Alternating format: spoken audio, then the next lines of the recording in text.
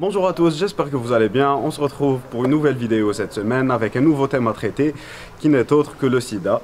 Comme d'habitude, je vous laisse avec Dr Arbi qui va nous éclairer un petit peu plus sur cette maladie-là et on se retrouve juste après. Bon visionnage à tous. Salam alaikum, Ma'akoum Dr Arbi. Alors que l'attention du monde entier est centrée sur la Covid-19, il ne faut pas oublier que le virus du sida est responsable de plus de 35 millions de décès, dont 690 000 en 2019, malgré les progrès considérables pour lutter contre cette pandémie. Le sida, syndrome d'immunodéficience acquise, maladie causée par le VIH, virus de l'immunodéficience humaine. L'infection au VIH atteint le système immunitaire, c'est-à-dire les défenses naturelles du corps contre les maladies. Des infections normalement anodines, comme la grippe ou la bronchite, peuvent s'aggraver, devenir très difficile à traiter ou même entraîner le décès. Le VIH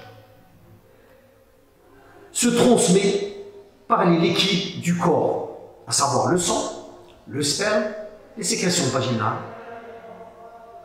et le lait maternel. Cette maladie passe par plusieurs phases. La première phase, c'est la phase de primo-infection. Les symptômes ressemblent à ceux de la grippe. On peut citer la fièvre, les maux de tête, la fatigue, les douleurs musculaires. Ces symptômes persistent durant une semaine, voire un mois, puis disparaissent. La deuxième phase, c'est la phase asymptomatique. Durant cette phase, la personne séropositive ne présente pas de symptômes, même si le virus s'attaque en sourdine au système immunitaire. Elle dure en moyenne 10 ans. La troisième phase, la phase de maladie. Durant cette phase, le système immunitaire est dépassé. Les symptômes apparaissent, deviennent plus fréquents, persistants et parfois chroniques.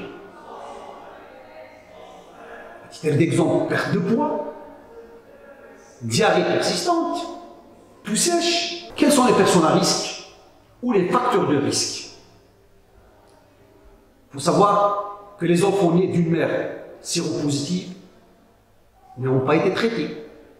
Les personnes qui occupent un emploi qui expose au sang ou à d'autres liquides organiques, comme le personnel de la santé, les policiers, les pompiers, les personnes ayant un rapport sexuel non protégé, les utilisateurs de drogues injectables qui se partagent les seringues, le tatouage, le piercing, avec un matériel à usage multiple, non stérilisé.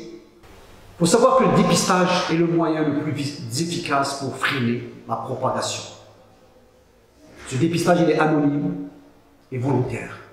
Donc on conseille aux personnes qui ont eu un comportement à risque de se faire dépister, garant de leur prise en charge précoce.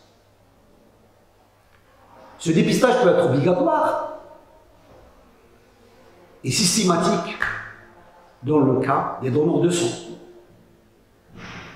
Le certificat prénuptial, lutter contre les facteurs de risque. Il faut savoir qu'actuellement, aucun traitement ne guérit la maladie.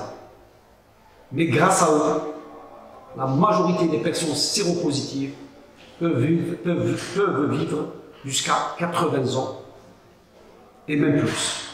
Ya'tikum saha. N'oubliez pas de vous protéger. Ou prendre la khir. On remercie Dr Arbi pour ces informations-là, j'espère qu'ils vous ont été utiles. N'oubliez pas de liker et partager la vidéo si ça vous a plu. Et surtout, n'hésitez pas à nous laisser vos questions en commentaire. Dr Arbi se fera un plaisir d'y répondre sur la vidéo Salamti du jeudi. Merci à tous et je vous dis à jeudi, Inch'Allah.